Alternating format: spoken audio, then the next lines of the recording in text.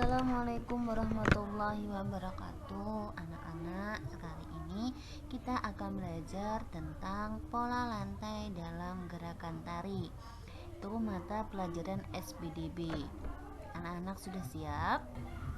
Baik, yang akan kita bahas pertama kali adalah gerak tari. Apa itu gerak tari? Gerak tari merupakan salah satu unsur pada tarian ya. Dalam tarian pasti ada gerak tari.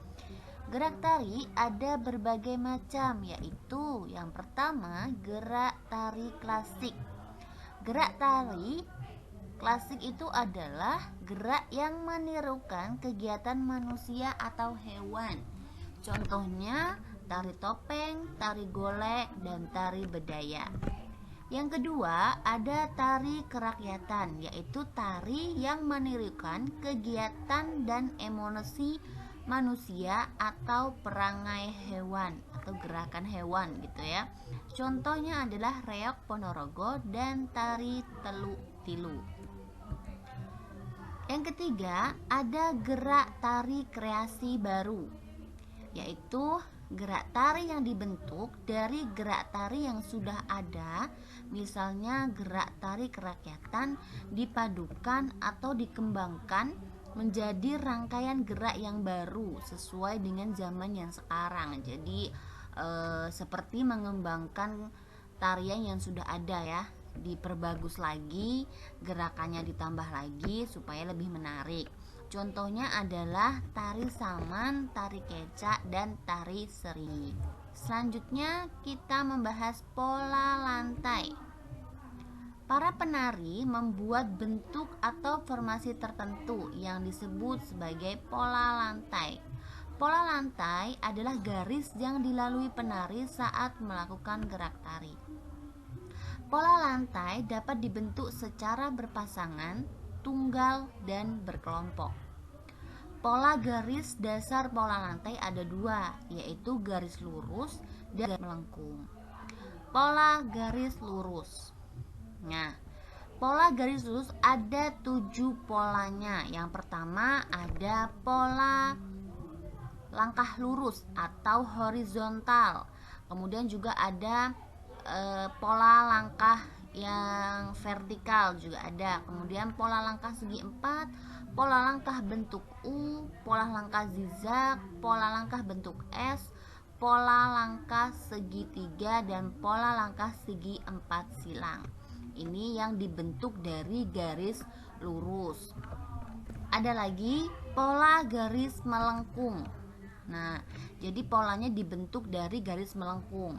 Ada yang pertama pola melengkung ke depan, pola lingkaran, pola melengkung ke belakang, dan pola angka 8. Nih, dari garisnya ini dibuat dari garis yang melengkung, makanya disebut pola melengkung. Penyajian pola lantai dalam bentuk tari. Yang pertama tari tunggal, itu dilakukan oleh satu orang atau banyak penari secara bersama. Pola lantai tunggal itu dapat berbentuk horizontal, vertikal, dan diagonal. Contohnya tari jaipong dan tari topeng. Yang kedua tari berpasangan, yaitu tari yang dilakukan oleh 2 orang penari atau lebih. Bisa lebih dari 2 orang penari, bisa 4, 8, atau 10, yang dilakukan secara berpasang-pasangan. Pola lantai dapat berbentuk pola horizontal, vertikal, ataupun diagonal. Contohnya itu tari serampang 12 dan tari piring. 3. Tari berkelompok. Tari yang dilakukan secara berkelompok atau dilakukan lebih dari 1 orang. Ya, pola lantai dapat berbentuk pola lingkaran, angka 8, atau melengkung. Contohnya itu tari piring ataupun tari ling. Pola lantai pada tarian daerah. Setiap tarian itu pasti memiliki pola lantai, dan setiap tarian itu memiliki pola lantai yang berbeda-beda ya, sesuai dengan kreativitas yang membuat tarian.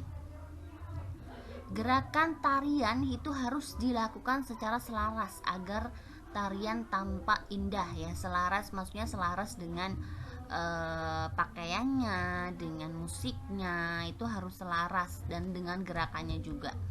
Kemudian dengan adanya pola lantai, tarian akan lebih indah dan bervariasi gerakannya.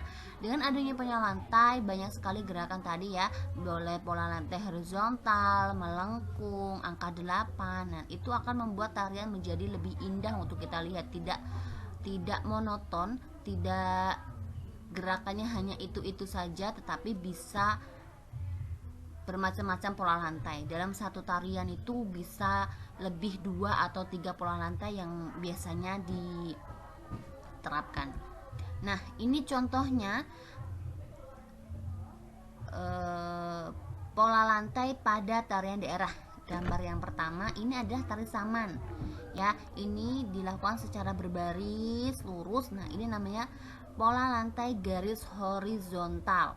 Kemudian tari sekapur sirih, ini jenisnya adalah tarian dalam bentuk kelompok ya. Ini dibentuk pola lantainya adalah garis melengkung ke depan. Kemudian tari pendet atau Bali. Nah, ini juga pola lantai garis melengkung ke depan. Tari piring.